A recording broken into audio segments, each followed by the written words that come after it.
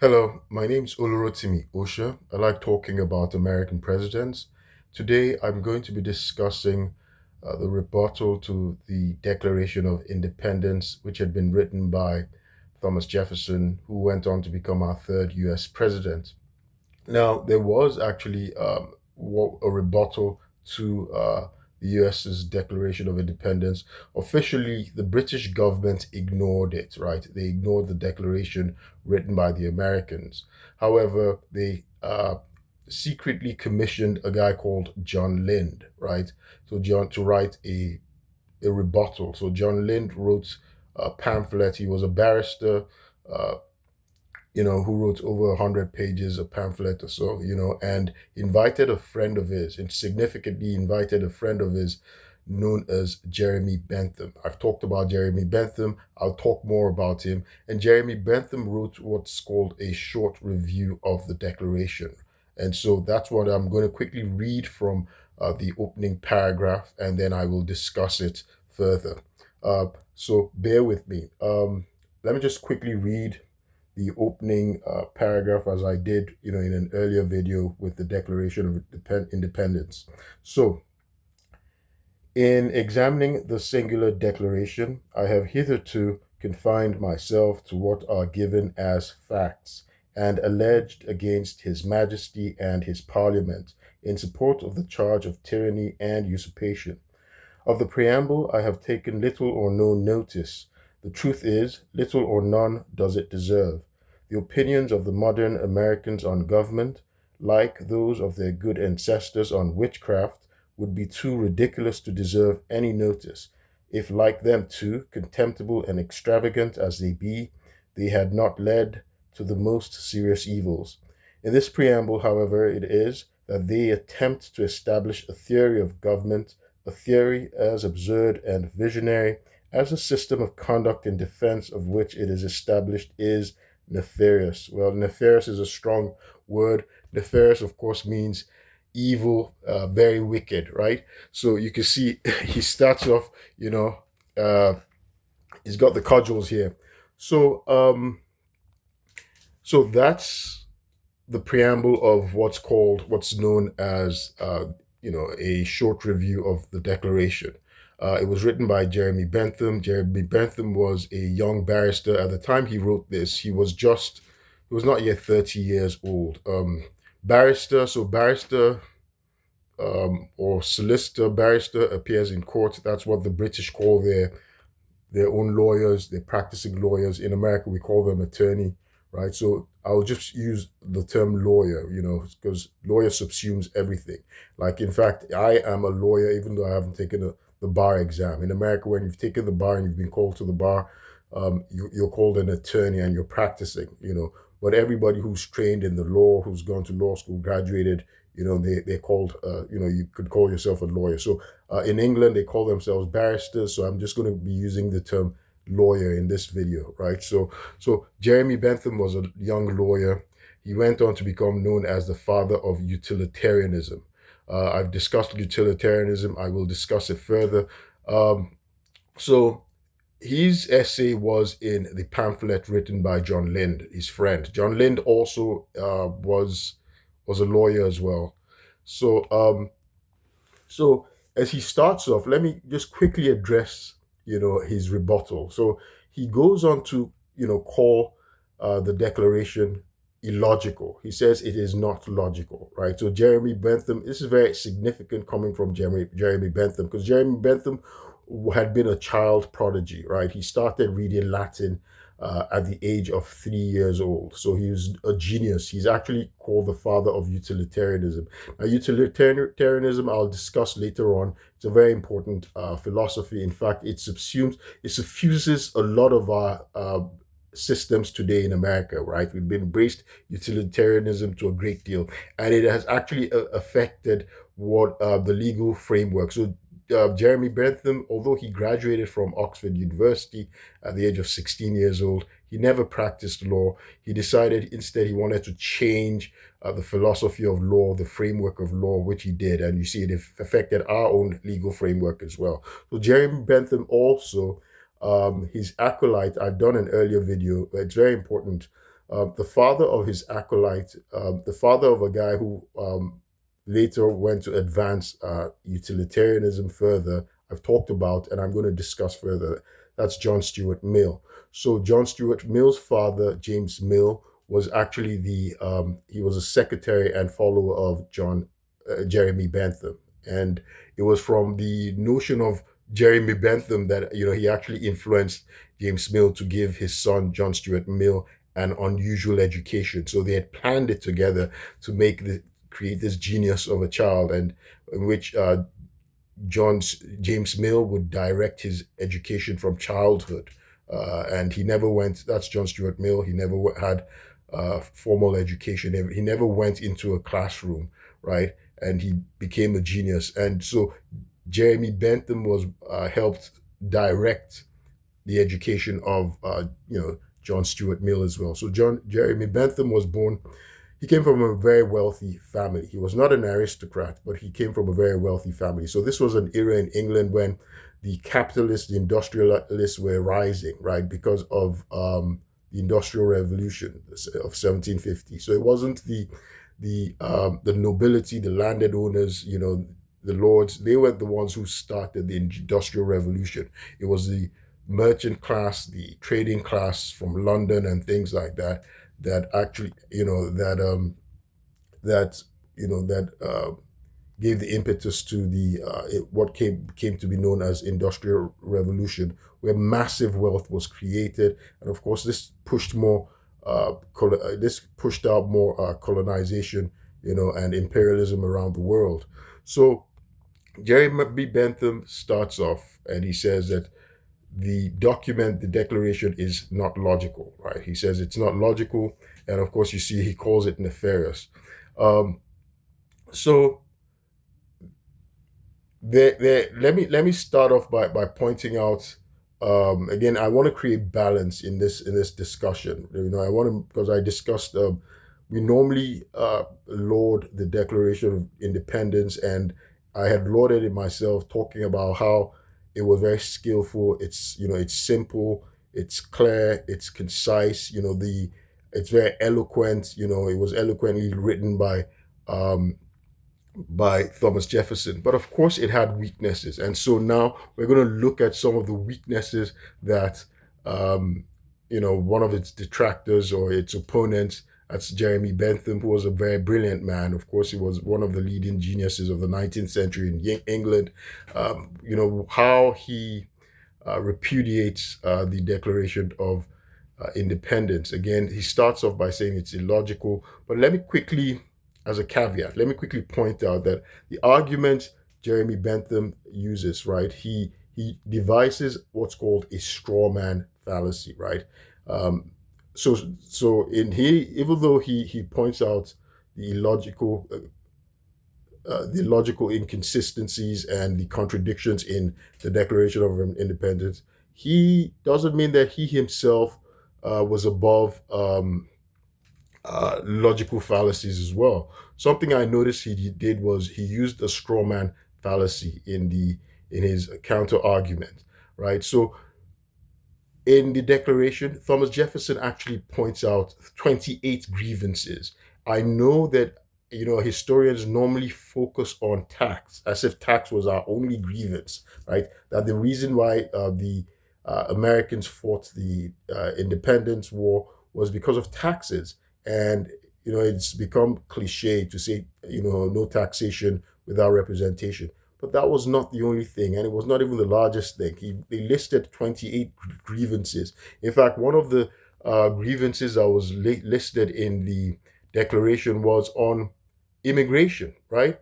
He actually talks about the king, preventing laws that would allow the naturalization of foreigners, and it was preventing migration. So you see, from the beginning of our nation, naturalization has been important. Now, citizens have been, people have been made citizens through naturalization, and naturalization is just as important as birthright citizenship. That was how it started in our Constitution, because the Declaration, written by Thomas Jefferson, he's actually arguing that the king was preventing laws, that would facilitate the naturalization of foreigners and migration. So this was very important at the beginning. Remember that these Americans who were declaring independence from the British Crown were actually, um, they were immigrants as well, right? Many of them by this time they had been born there. It had been about a century since they populated the Americas, the New World, but the British came originally as immigrants, and they continued to come around that time. And one of the grievances Thomas Jefferson points out is that the Crown was preventing laws to facilitate the naturalization of foreigners and migration because they needed people. They had an abundance of land then at the time. But so Jeremy Bentham, however, uses a what's called a straw man fallacy, right, to attack the Declaration. So a straw man fallacy is when somebody misrepresents the argument, right? If you're making an argument, you're making an argument, your opponent is making an argument, you reposition his argument, right? You misrepresent it as a weaker one, so you can actually attack the weaker one. It's easier to defeat. So that's why you call it a straw man. It's not the real substance of the argument. And so Jeremy Bentham, he very significantly says that, well, the original reason why, they were grieved, that their main grievance is taxation, right? And I think historians have run with it. Americans, we've fallen for the bait and we've run with it because the Declaration doesn't show that taxation was the most significant or only significant thing. The Declaration has 28 grievances. Now, John Lind addresses every 28, every one of the 28 arguments, every one of the 28 grievances. He writes a counter argument to them. Now, Jeremy Bentham doesn't do that in his short review. I only read the preamble, but importantly, he talks about the logic of the Declaration. He says, well, it's not logical. He said it's arrangement, it's studied confusion. That's what he called it. He called it disordered, right? Um, he called it disordered. He of course, yeah, he had a lot of adjectives, for the Declaration, and he viewed the Americans as criminals, right? And he wanted them to be the rebel. He called them as ungrateful rebels, and he wanted them to be brought back, punished quickly, swiftly, and brought back brought back in line. Um, so in any event, another fallacy that he demonstrates as Jeremy Bentham was the fallacy of tradition, right? Using tradition because something has always been the case because of tradition. Well, you're saying therefore it is acceptable. So Thomas Jefferson in his argument, right, in the Declaration, he was he was making references to the present king. He was saying the offenses, the grievances, the usurpations by the present king, right? To make it seem like, and it almost, because he's ignoring what happened before. And Jeremy Bentham seizes on that opportunity and says, well, he's saying this present king has usurped power and done these things, right, that have aggrieved the Americans. Meanwhile, he's not doing anything that the previous kings had not done. He's saying that this is the way it has always been. And the Americans gave their, more than, in fact, he first starts off by saying they gave their tacit acceptance, since they didn't complain. He also says, in fact, they gave express, consent, express acceptance, because they signed that they all these treatises that they signed and which they respected, and what has changed now. So that's sort of like the fallacy of tradition, adhering to, wanting to adhere to tradition, that because something has always been the case, therefore it is acceptable. So that was something else that Jeremy Bentham addressed. Now let me go back to the beginning. So importantly, Jeremy Bentham is actually an atheist, right? Jeremy Bentham was an atheist, and you see the Declaration starts off by making allusions to natural laws, what God ordained. He's make them, interesting because since Thomas Jefferson himself was a deist, Benjamin Franklin was a deist. They start off by making references to God, that this is God ordained, and so that's like a no-no for Jeremy Bentham, who was what's called a moral atheist. He was an atheist. He believed that that laws should the source of law should be utility. The basis of law should be utility, pleasure, pain. It should be something we see in nature that are objective and not by divine command. And very significantly, um, so he sort of starts off disputing this. That's why if you notice tongue in cheek, he's talking about facts. He says he's going to stick with the facts because the Declaration of Independence starts off with um, with device, right? A device that is sort of crafty, some kind of crafty device. Let me just say what it is. It was sophistry, right? You could call it sophistry. Remember, I've been talking about the education of our founding fathers. There's a reason why I'm going to do a discussion on John Stuart Mill, who was a genius, and comparing him with the education of John Quincy Adams, our genius president as well. So our founding fathers, they were trained in rhetoric, right, and sophistry. So that is what Thomas Jefferson actually employs. He employs sophistry. So, and you can see that, yes, it's eloquently written. That's the Declaration. And it's rhetorical, right? You can see Thomas Jefferson is trained in rhetoric. However, as Jeremy Bentham points out, that it is illogical and there are contradictions, there are logical inconsistencies. That is true. He starts off with what's called sophistry. That's Thomas Jefferson. When he says we hold these truths as self-evident, right? Self-evident, right, is very evasive. Is a piece of that's not logical, right? You can't use what's called self-evident in a court of law, right? And he starts off, he's making an argument, a justification. So when you say a truth is self-evident, uh, it's no justification at all, because when you're saying something is self-evident, you're saying it is obvious. I don't even have to provide facts. I don't have to provide evidence. I don't have to, I don't have to, you don't have to, proffer any facts or any evidence to support your point. So it's self-evident to whom? How is it self-evident? So that is actually like, that's not, it doesn't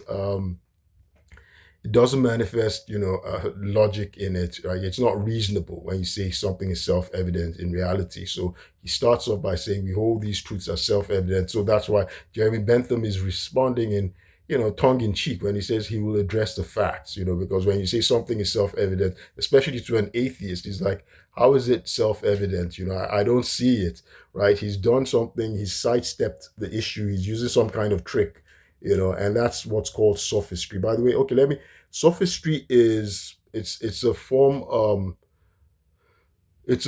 of argumentation, right, in which you use you know the the speaker, the debater uses pleasing, persuasive arguments that are not necessarily true. They're not necessarily pleasing but fallacious reasoning. It's pleasing, it's persuasive, but it's fallacious. It's persuasive argument, but it's false. That's what sophistry is. It's persuasive, but it's false. It's fallacious in its reasoning, but even though it's persuasive, so it's a rhetorical skill. Sophistry actually was first developed in Sicily. Remember, I've talked about Sicily before, and that's another great culture of the Sicilians, right? So sophistry was developed in Sicily. I talked about Sicily being the original home of the American Italian mafia, right? So you see the early mafioso in America came from Sicily, the Lucky Luciano, and whatnot, so you see they trace their origin to Italy. Carlo Carlos Marcello, they trace their origin to Sicily, the Sicilian mafia. And so there's a lot that comes from Sicily, including so a lot of things from Sicily have influenced America. So sophistry was a tool that our founding fathers used, in rhetoric. So you can see their writing style. It was very rhetorical. The Declaration of Independence is rhetorical, and yes, so sophistry was invented in Sicily in the 5th century. A guy called Gorgias Leontini is supposed to have been a founder of sophistry and the school of sophistry, and so he could actually argue any side very effectively, right? He could argue any side of the coin. And you can see in law school, we're trained to actually do that. Um, in my part of my training in law school was, I'd pick a side, we'd pick a side, we'd argue it, and then we'd switch, and then we'd pick the side that we'd already first argued against. And so, so you can see Thomas Jefferson is actually using, he's resorting to sophistry in his arguments. When he starts off by saying, that we hold these truths as self-evident, right? What is self-evident? You're saying something is obvious without you having to present facts. So we should just accept. So that's another form of circular reasoning. You're begging the question, right? That's a fallacious form of reasoning as well. So circular begging the question is a logical fallacy in philosophy, in logical reasoning. It's just saying circular reasoning. It's saying that you're assuming the truth of your own premise, and you're making it a conclusion. You're using the same premise, your premise as your conclusion. That's just like when some people say, if you have two people debating and one person says they do not believe in God, right? They don't believe in God, that they don't think God exists, right? And his opponent says, well, God exists, right? And his evidence is in the Bible.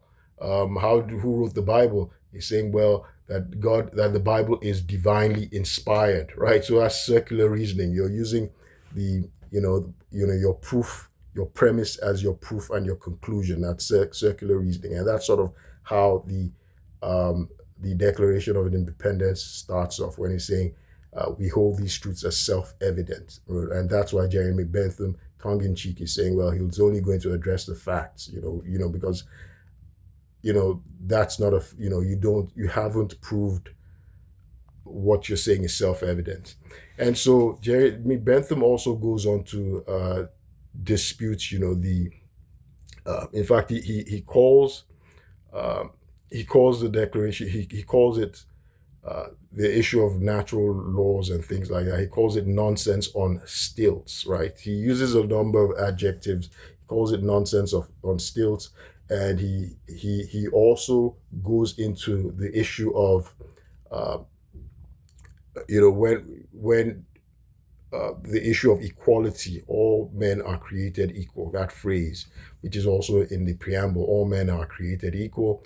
So Jeremy Bentham rebuts by saying that's literally saying that a newborn baby is equal in power to its parents or magistrates. So he's pointing out how what they're saying is not really reasonable. It's not logical.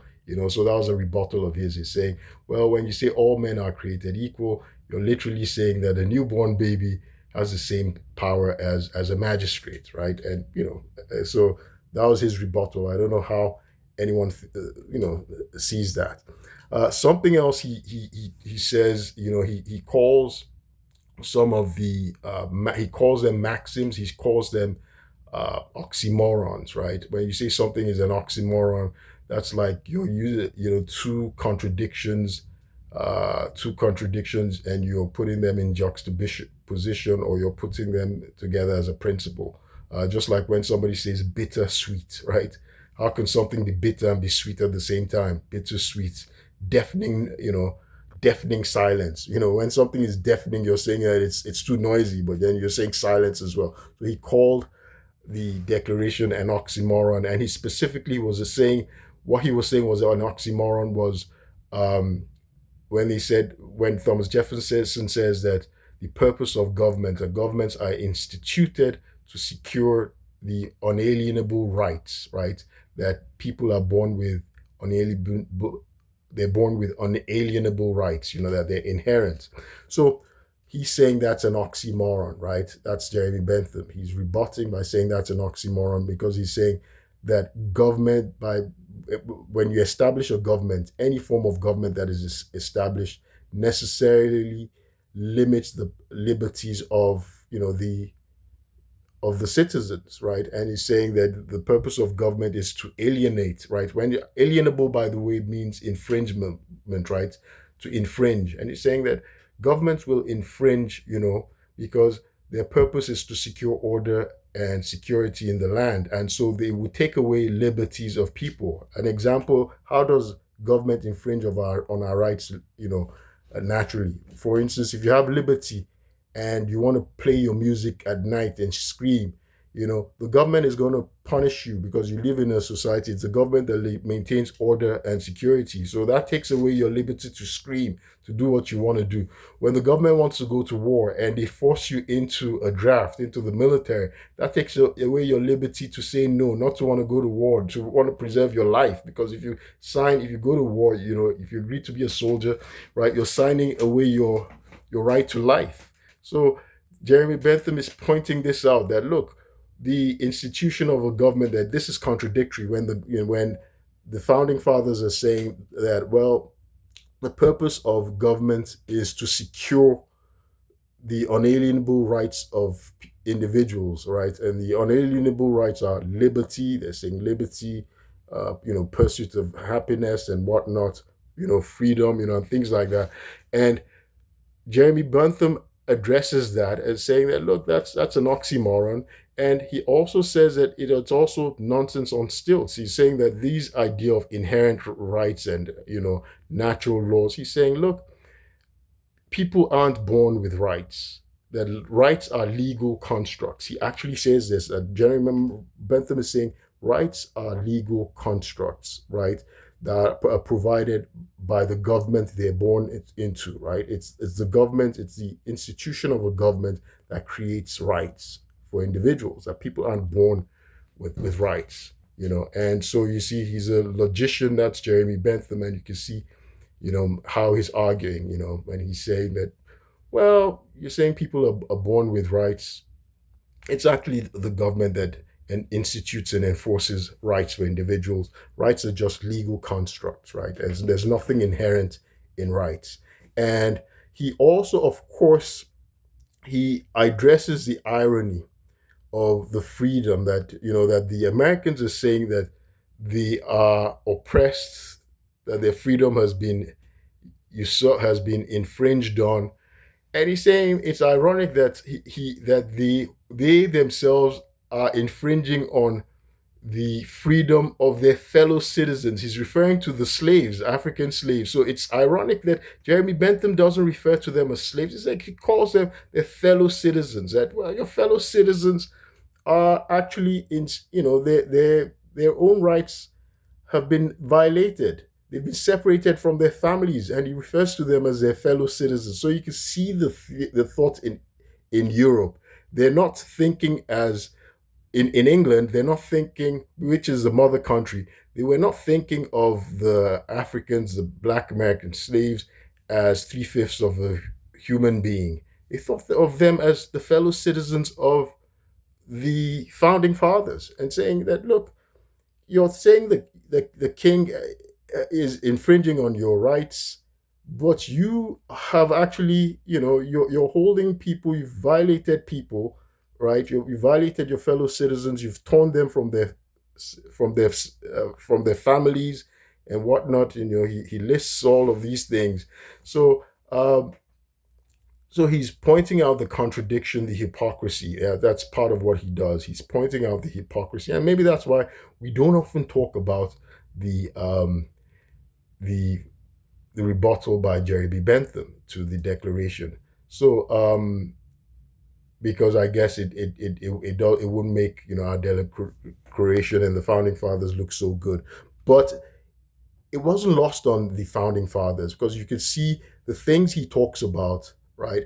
Really, you know, they were they were applied, right? So our founding fathers, they absorbed them and they applied them to the formulation of the US Constitution and our government, because you can see that's where the Bill of Rights comes from. Because Jeremy Bentham is saying that, look, it's a given that any form of government, you're saying you want to leave the government of the king, any form of government, right, is going to alienate, it's going to infringe on the rights of citizens. That's the purpose of government.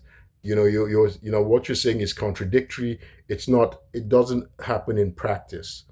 In practice, it doesn't happen that the government will not infringe on the rights of the citizens. And you can see the purpose of the Bill of Rights. So our founding fathers were still sort of very aspirational. And so the Bill of Rights is those are the 10 First Amendments. You can see in advocating for a strong central government, that's by James Madison and Alexander Hamilton, which the Federalist Papers were arguing for.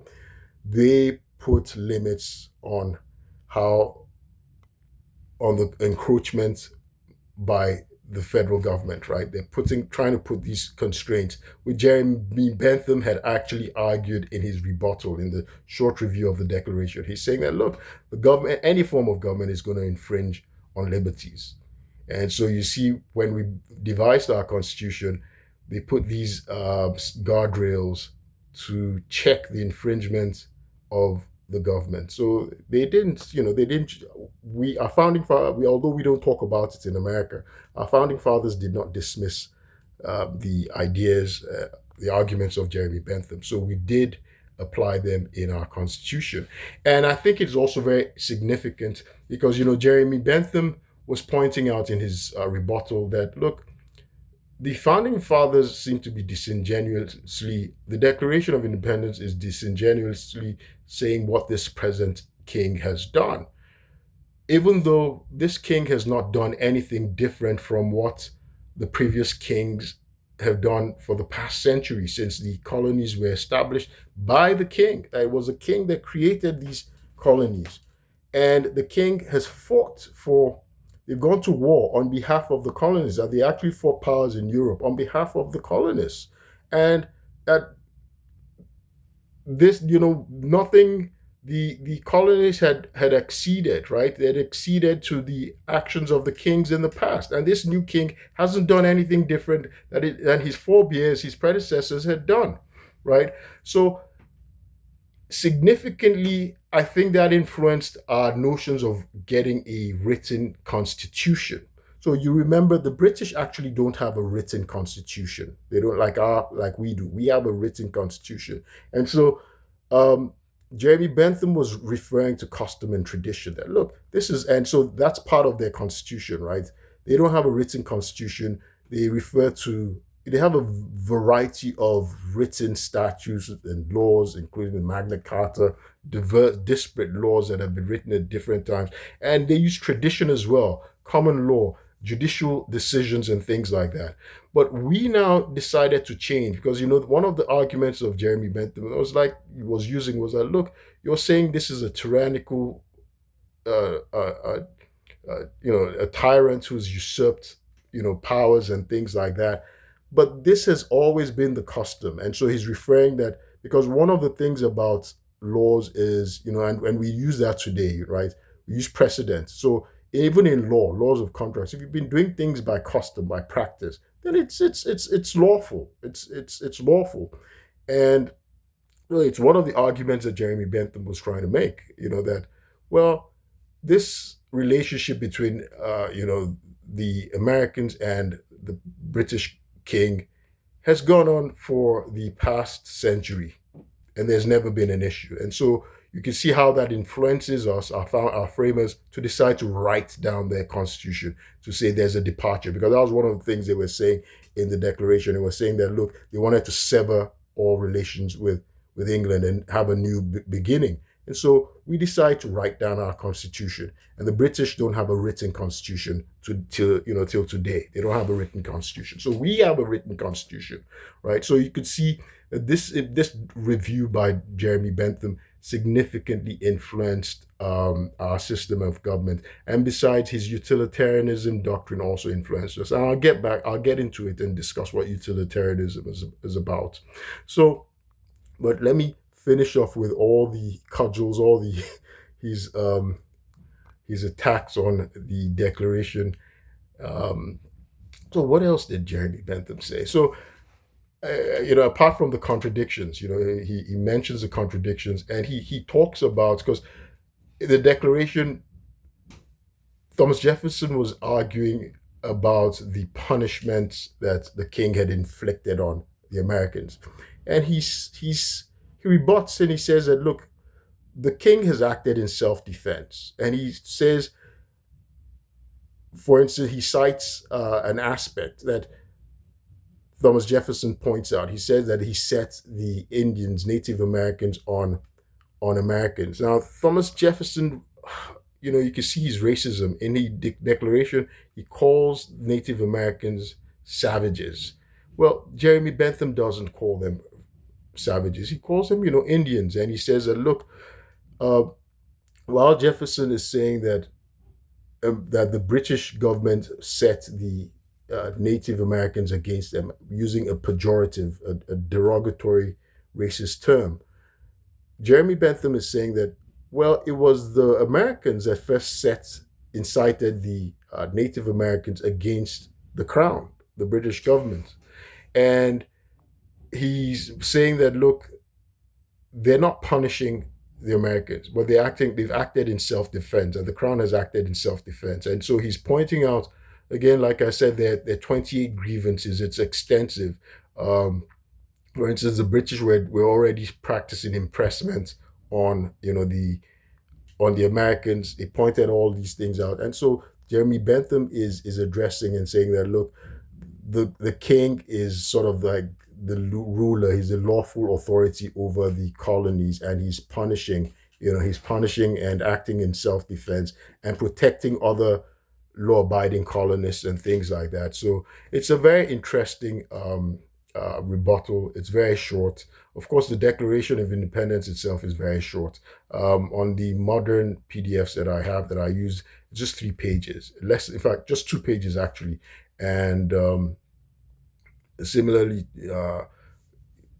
Jeremy Bentham's rebuttal is even shorter. Now, John Lind, again, as I said, addresses all 28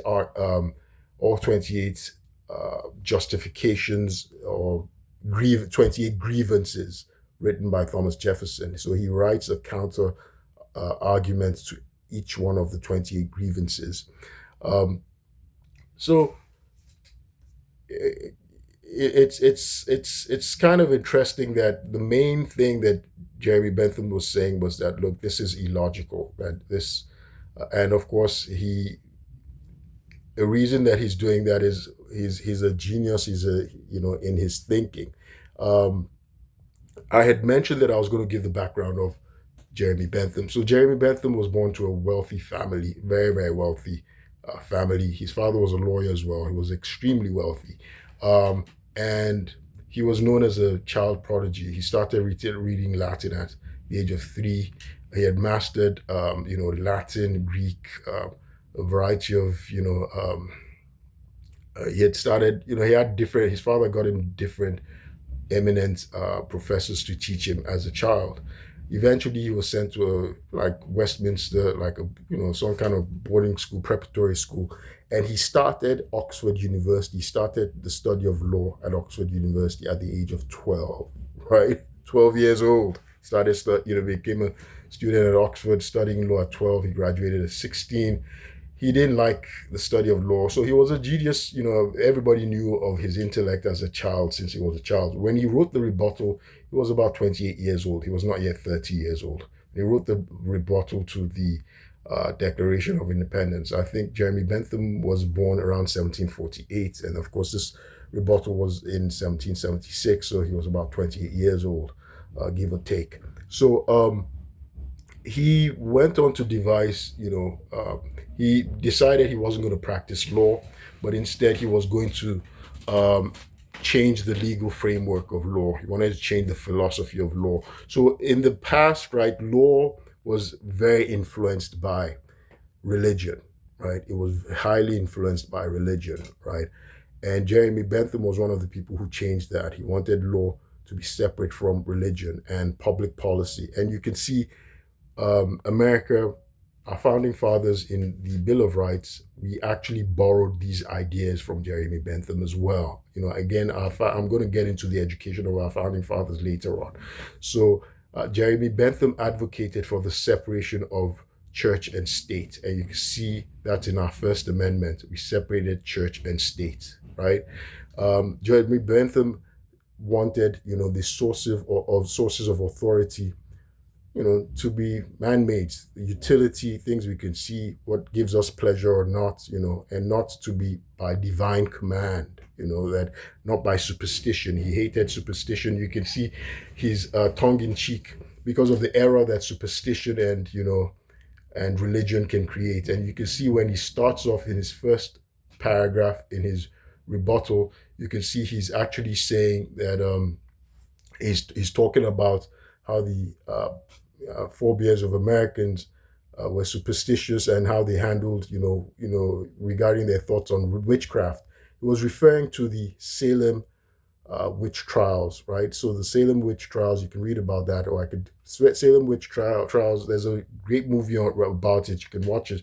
It was done by Daniel Day-Lewis, and it was about, it's a true story when in the early founding of America, some young girls and the community started to accuse innocent people of being witches, and they would make false statements, and these people were executed.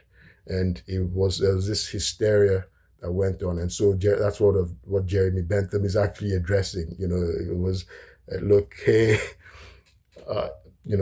what the forebears of our framers thought of witchcraft. So they were kind of superstitious. So Jeremy Bentham, in his utilitarianism doctrine, he's saying that people should, he's saying law and authority and their source should be natural. What we see, it should be from utility and not by divine command. So he was an atheist, what you call a moral atheist. He didn't believe in superstition, and he was one of those philosophers in the 19th century who were now sort of anti-religion. And you could see that went into our Constitution. In the Bill of Rights, the First Amendment, there's a separation of church and state. And this was something Jeremy Bentham was arguing for. So utilitarianism is a doctrine, it's a philosophy he devised, and is saying that it's talking about what is moral, right?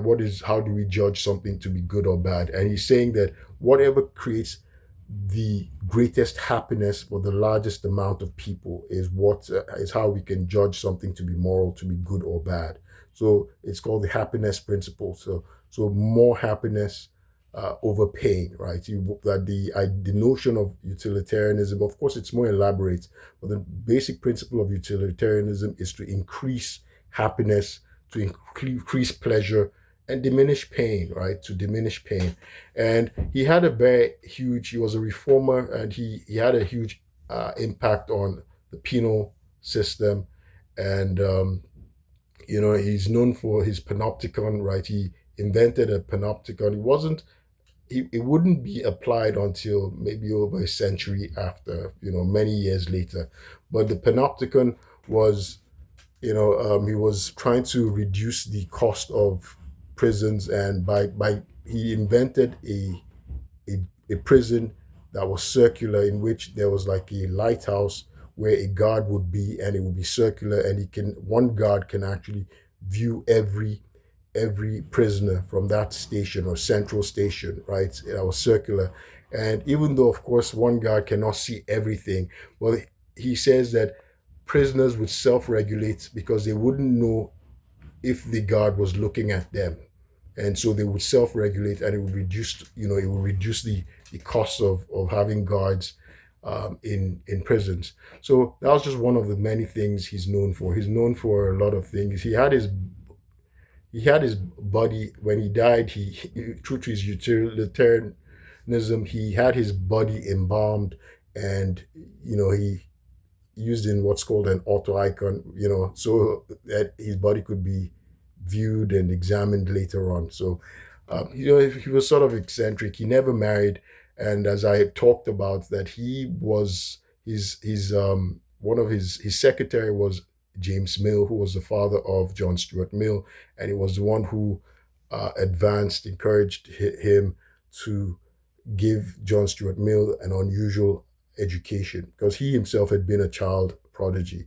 Now, importantly, John Stuart Mill, in his autobiography, points out that he was an average person. He views himself as an average person. Of course, we know today that John Stuart Mill turned out to be a genius. And John Stuart Mill, in his autobiography, was trying to say, look, an average person, if they treat him the way John Stuart Mill, was treated, the way he was educated, he could become a genius as well. That was his argument as John Stuart Mill. So Jeremy Bentham influenced the education of John Stuart Mill, who later on, who was his acolyte and would later further advance on the doctrine of utilitarianism. John Stuart Mill would write more on liberty.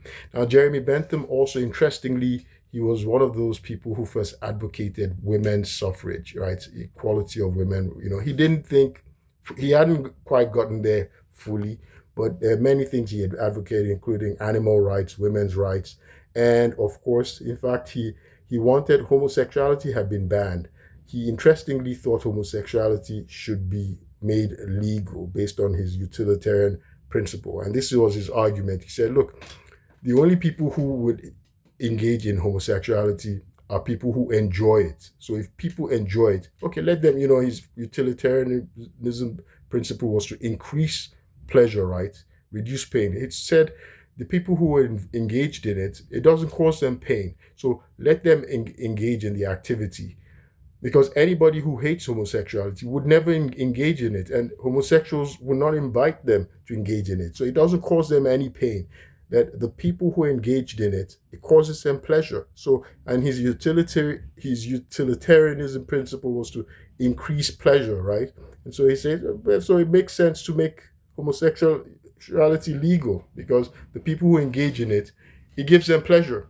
And those who don't like it do not engage in it. So it wouldn't cause them any pain. So that was Jeremy Bentham, and of course his thoughts on utilitarianism came to affect America, our systems, in our corporate America, and many other things. It heavily influenced our legal framework, and so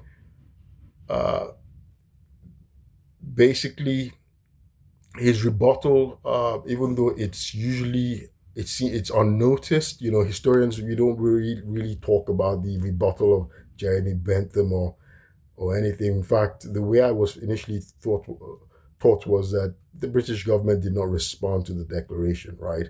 But there was a rebuttal, and Jeremy Bentham, basically was saying it was not logical, and so let me even get into the issue of logic, right? Why was he saying it was not logical?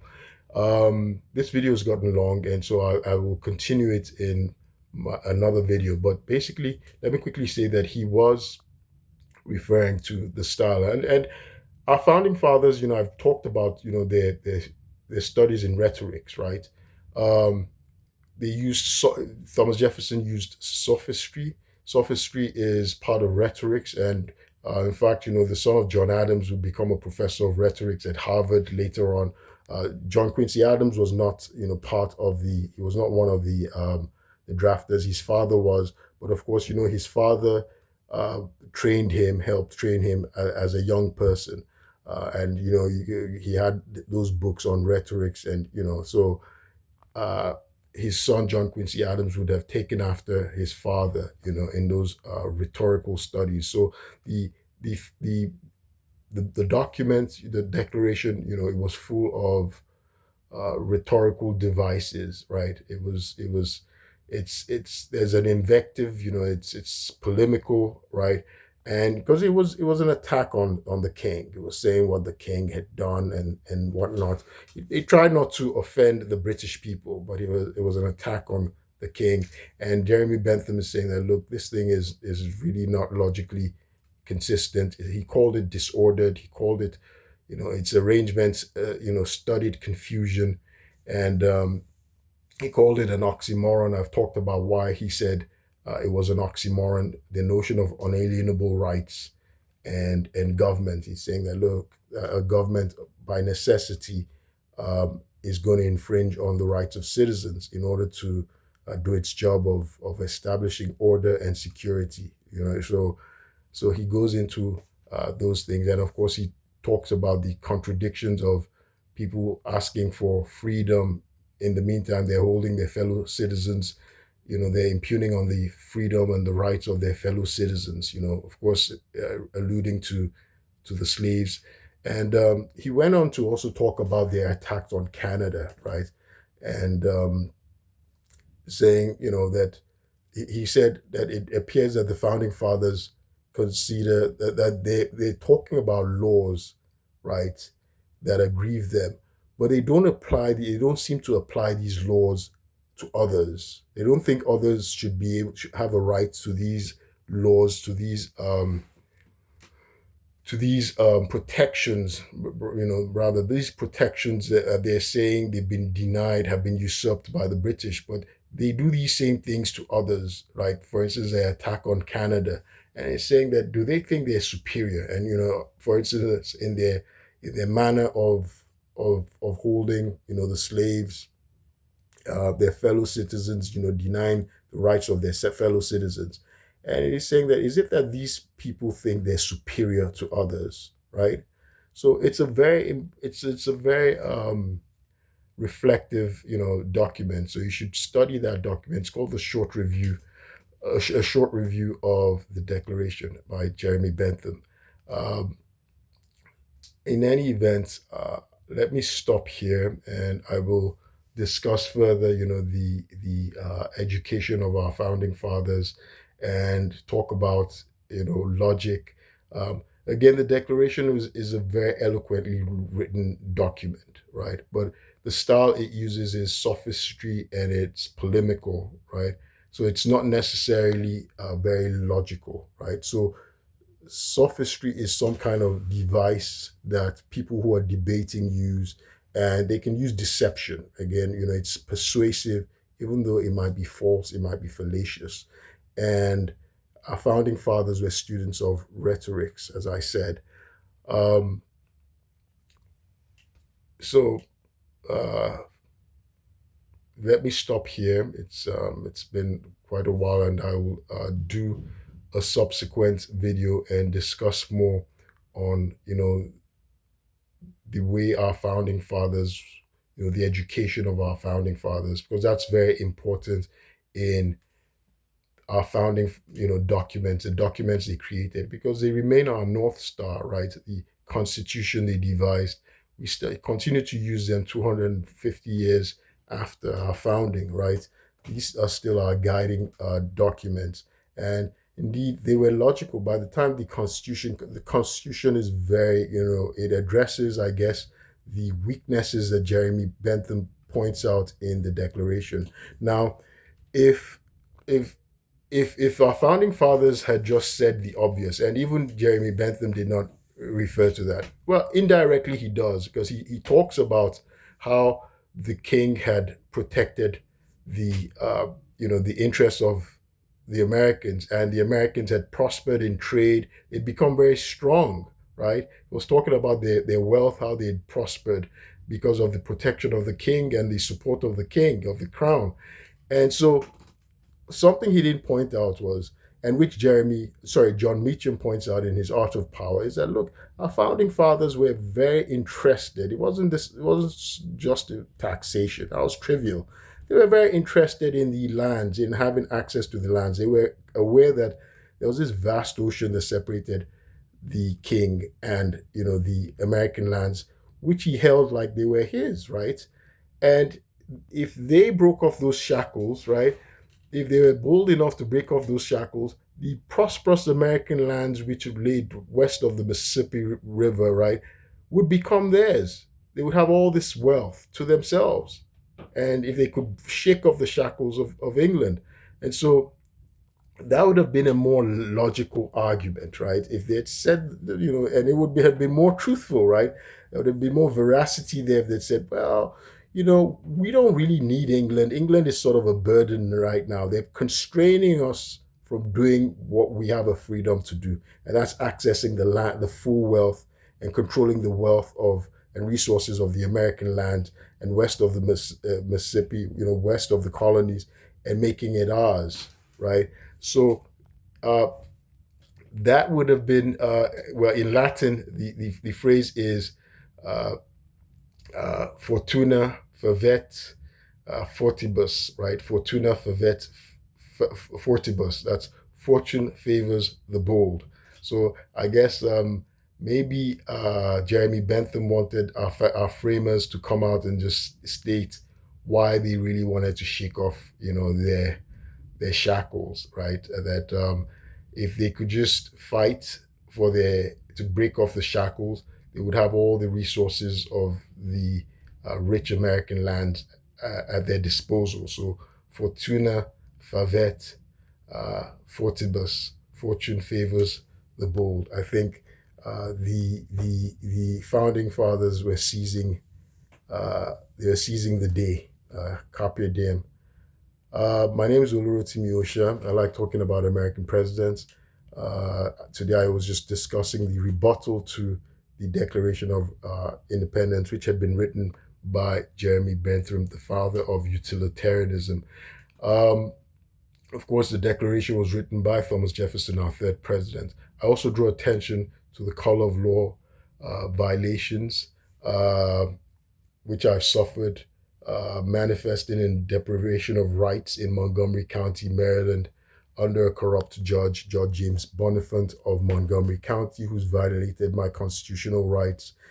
He's committed fraud on the court. He's perverted the course of justice using a subordination of perjury and fraud of the court. I've talked about this. I've written about it, and I'm going to be writing about it further, and I'll keep you posted. Thank you.